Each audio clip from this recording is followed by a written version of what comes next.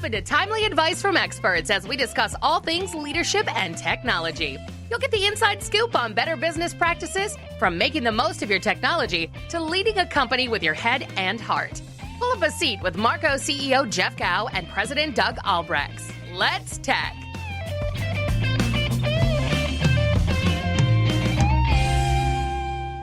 This episode of Let's Tech is sponsored by HPE. HPE helps connect, protect, analyze, and act on all your data and applications wherever they live. From edge to cloud, so you can turn insights into outcomes at the speed required to thrive in today's complex world.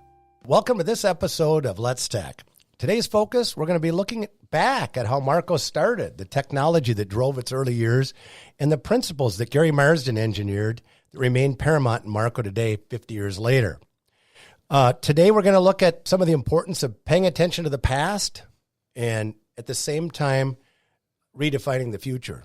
And so a lot of things that we learned from what happened before, a lot of some things, as much as they change, never seem to that much, but how to keep the good things going and how to augment those. And some of these things that we're going to talk about today are things that have resonated with me my entire career. So here we are 37 years-ish later, and still a lot of the person that I'm going to be talking to today resonates with me, and we'll talk a little bit more about that. And frankly, the person I'm going to introduce in just a second has taught me a lot about a lot of things beyond just our business part. So our guest today started in 1973 at a time when typewriters were actually our economic engine. Gary Marsden is a former IBM guy. He was ahead of his time and created a vision for Marco that was ahead of its time too, not related to technology, but creating a workplace culture that still today is a hallmark of our company. I've received a lot of credit over the years for what this guy has strategized, and I've actually been able to execute on. And he's provided a lot of wisdom. He remains one of the greatest mentors I've ever had. And a lot of the phrases I say today come from you, Gary. So I'm really looking forward to today's conversation.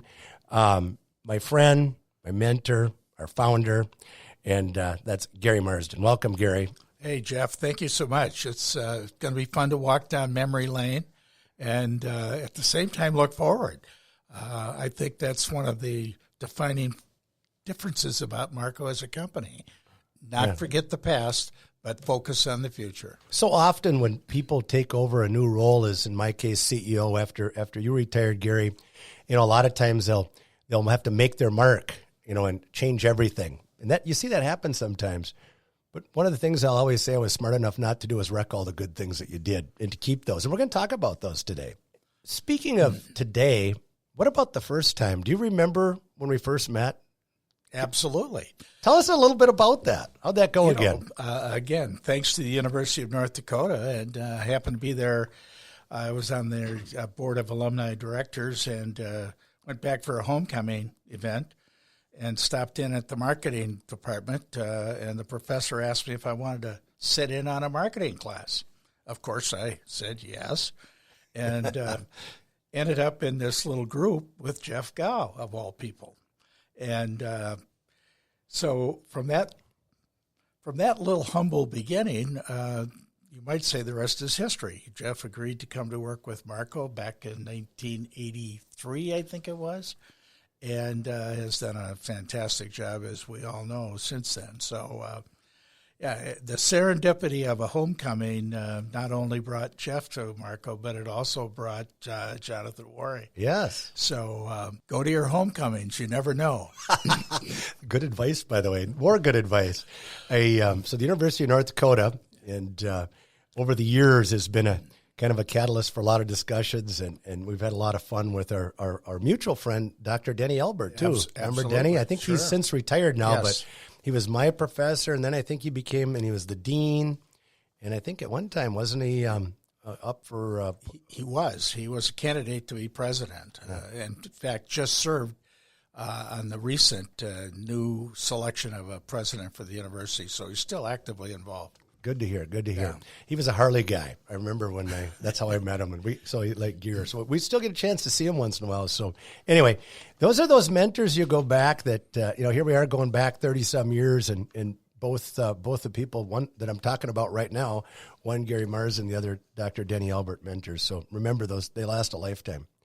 Speaking of years, so when you think back, Gary, to when you were bootstrapping this business and there was a lot of water went over the proverbial dam over all those years.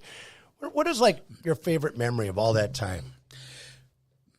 Well, I'm asked the question many times, what's Marco's secret sauce? And it isn't really a secret. It's two things. It's employee satisfaction and customer satisfaction. And not just talking about them, but doing something about them.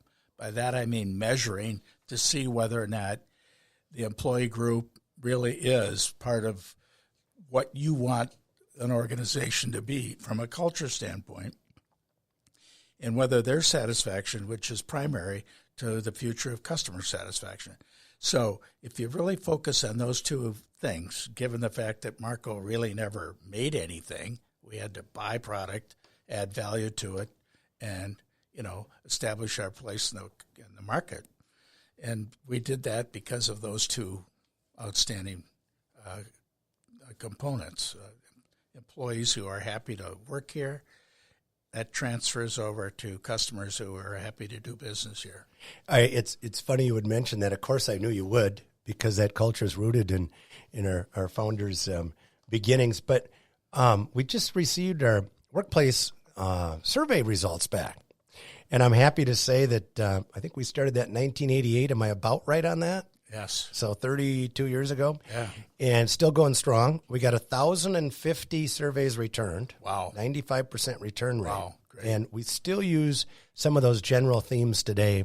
In fact, at our last Wednesday management meeting, remember who started those Wednesday management meetings? Mm-hmm. You did, didn't you? Yeah. We still have Wednesday management meetings. So, again, some of those things that we've just done as that becomes part of our culture too. So we had pretty darn good results too. I'm pretty happy about given the circumstances we're in today. Well, I think, in 2004, when we were selected by Fortune magazine to be one of the top 25 medium to small companies, that really reaffirmed that measuring employee satisfaction is critical to any company's culture. Yep. Easy to talk about. Everybody claims it. Few can prove it, right? And it's kind of selfish, really, because if you do it right, you attract and keep the best people. I've always Absolutely. thought that's true. There's a phrase you used to use, and one of those was, until we sell something around here, not much else matters. Now, I just want you to know I steal that often, but I do give credit. I probably don't give credit as much anymore because I've done it enough times, but that's kind of stuck with me all these years. And how does this whole sales culture thing, because that was a big deal. I remember over the years, you'd even get in trouble once in a while because you'd tell people that you'd talk about take my factories and but let me keep my salespeople. I'll be back where I was, right? Absolutely. And then you had to correct that, remember, and tell them everybody's a salesperson. That's true. I know That's also true. Yeah. But, that goes all the way back to my IBM training. I mean, I think the phrase really goes back to a guy by the name of Red Motley who said, nothing happens around here until something is sold. And T.J. Watson, of course, at IBM picked up on it, and IBM sales culture is really what really I transferred here. And it is true. And it is also true that, speaking of sales, everyone in an organization is a salesperson. I mean, you're selling in support of what you do or in how you service, and for sure the frontline people who are making it happen. No question about it. Speaking of IBM, I always found this interesting as a young salesperson joining you and Dave back in 1984. And here you guys had both quit IBM. Right. I mean, that'd be like quitting Google or Facebook or Microsoft, right? Yeah. So you quit working at this probably pretty secure job, certainly a flagship company. Like, why did you do that? And what possessed you to start this little dinky company? Well, the dinky part's for sure. I mean, I know it was. I said that on purpose. when you think about 12 employees at the typewriter shop when we came here, it's pretty amazing. But the reason I left is simply I was I got frustrated at a bigger company. I think when you distill it all down, I had a need to control my own destiny, which I was able to do here. But the other issue that comes through is that people will stay with a company based typically on the linkage they have with their direct supervisor.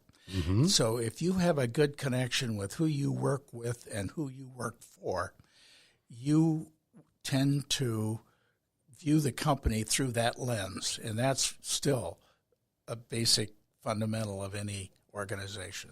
I steal that from you too once in a while. I always go, it's your connection with your supervisor or boss. That's why people leave if it's not there, not necessarily the company, isn't it? We can get the best survey results and workplace awards, but if you don't get along with your supervisor or your boss, it's not going to work, is it? And that's why I left IBM. I loved IBM and at the time, and it's lost some of its glitter, and it hasn't kept up with the other technology companies, but at that time it was the shining star. You're not going to name any names on that supervisor, are you?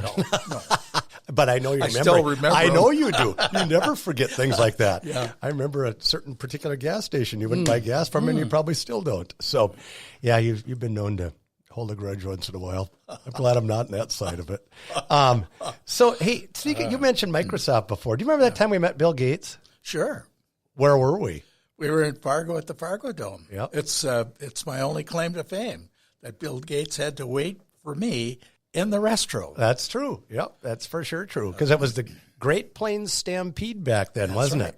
Yep. And we were selling Great Plains software, which became Microsoft bought them, right? And I think him and Doug Burgum were friends or roommates in college or some, as that story goes. Something just like bought them for $1 billion.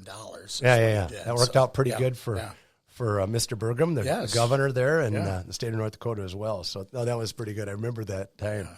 So, we're going to talk a little bit more about technology now, because we won't talk about when you and I'm going to blame you, I think, deviated into office products and furniture, and I did the child care supply things, right? We did some of these things that probably weren't quite as sustainable and didn't have a lot of recurring revenue streams and weren't that technical. But we're not going to talk about those today. Okay, good. Instead, we're going to talk about some of the things that were sustainable. But before I get there, when we talk about technology, I know there was a couple times, because you're such a forward thinker. You really, really were, and I think you still are, by the way. But I remember a couple times that your thinking got out ahead of the technology a little bit. And we might have paid, I think you use this term too, the dumb tax. I still use that one. Tell us about a time when maybe, you got ahead of the technology a little bit. Remember some of those? Oh, absolutely. There's a corollary of fail forward faster, but at the same time, you really don't want to be on the bleeding edge as much as we were in a couple cases. One was this image document product that we had. It was a big workstation, and you scanned, and it went to disk, and we thought this was, the next sliced bread, but it wasn't. Again, the software was not available or transferable, and it failed. But if we look at it and you keep thinking about the technology's always been about transfer of information. How do you transfer data? How do you transfer information? Whether it be from your mind to a typewritten page or to a dictaphone or from a calculator to paper, somehow it's got to get changed. And that was the guiding light all the time as to whether we should take on Victor computers when we couldn't get anybody else to sell us a computer back in I remember those days too. Oh my gosh. Computer Bay franchise, I think I remember. Yeah, we had to, that was a license to steal, and so we had to buy that. And so I remember that. We had to buy a franchise to resell it from somebody else that went bankrupt, I think. Yeah, exactly. Yeah. Bought it out of It was a weird way to get to market. It was really kind of clunky, wasn't it, back then? It's because IBM sold medallions, believe it or not, which were franchise rights. And are we still depreciating that, by the way? In my mind. I remember that. Was it like 50 grand or something? It was 40 grand. 40 grand? Yeah. And I'm sure your number's right because you remember things very well. But that was a lot of money back then. Yeah, absolutely. And remember, you'd have to buy that medallion just to resell the product. That was clunky, wasn't it? Yeah. So as we start to think about technology and probably more directional, you used to say, whoever owns the network owns the customer. Whoever owns the network owns the customer. What does that mean, and what was that thinking back then? Well, man, that's back in the 80s, and when you start thinking about it, the network is the nervous system of a company. And so if that customer trusts you, then you can control the peripheral products that get attached to the network. And that was always a big hang-up back early on.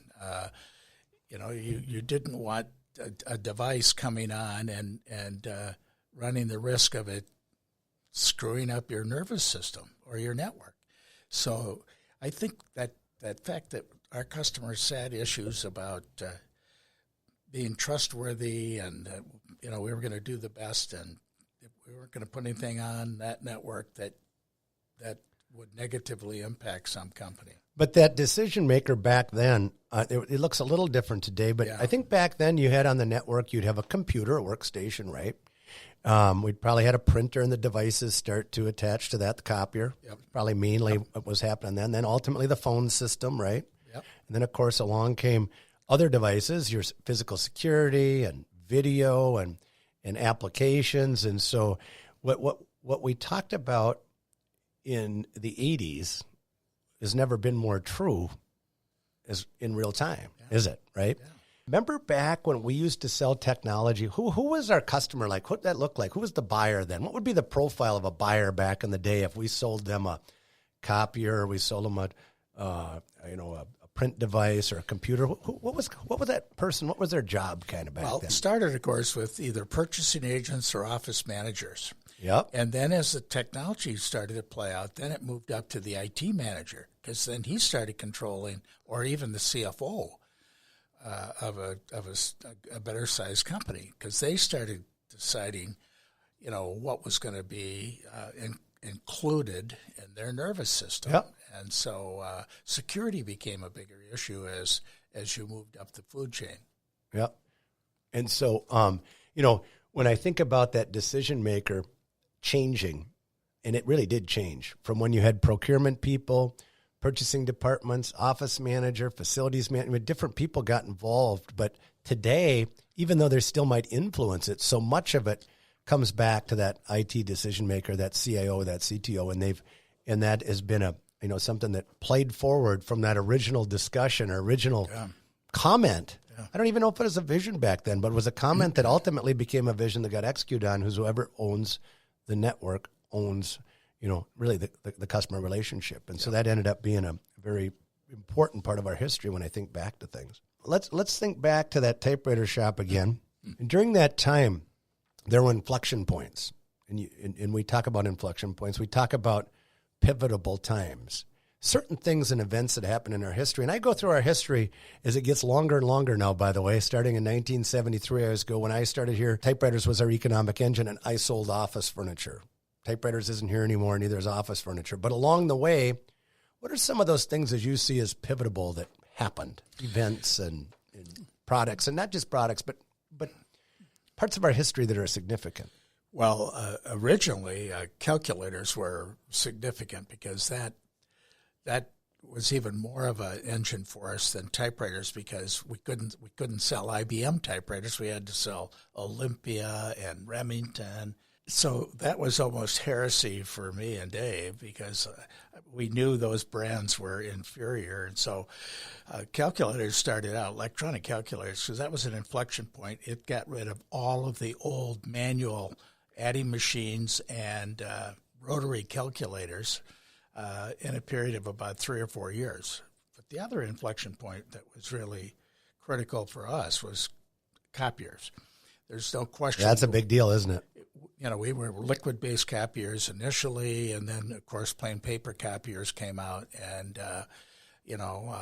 I always used to say I every morning I got up and thanked the world for Xerox, because they set the table and missed the market and allowed us to really thrive and survive. Yeah, those are a couple of the what I call kind of product-y type ones. Right. But then there were some things that happened. Tell us a little bit about this culture piece, right? You took it to the nth degree when you and Dave decided to do the ESOP, And then more important, when you retired, Gary, and the company became 100% employee-owned, that was a pretty bold move, kind of innovative, actually. And I might even conclude that to be one of the better ESOPs in the region for sure, maybe even in the country. Absolutely. I mean, it was a great ESOP. Tell us a little bit about that, and that was a catalyst for a lot of stuff. Well, it goes back to, I think, one of our original values that we always believed in sharing success of the company. So whether we had profit sharing, which we did from 1974 on up, and then became an ESOP, and to go back now in maybe 1989, and then became 100% ESOP in 2002. So that whole transition was predicated on sharing the wealth of the company as it grew with the employees. They had a piece of the action. So, yes, that's clearly what has differentiated us throughout 47 years. Thanks for sharing that with us. That was really helpful for me too, personally, selfishly. It worked out pretty good.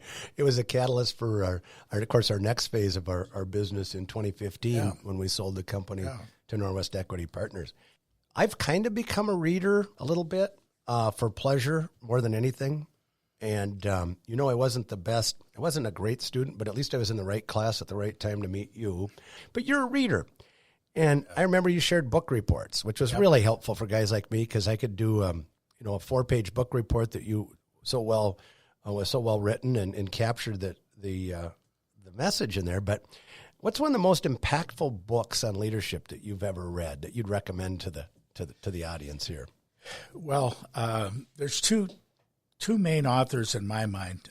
One is Peter Drucker on the theory of management and also leadership. But to me, the best writer in leadership is a guy by the name of Noel Tichy out of the University of Michigan.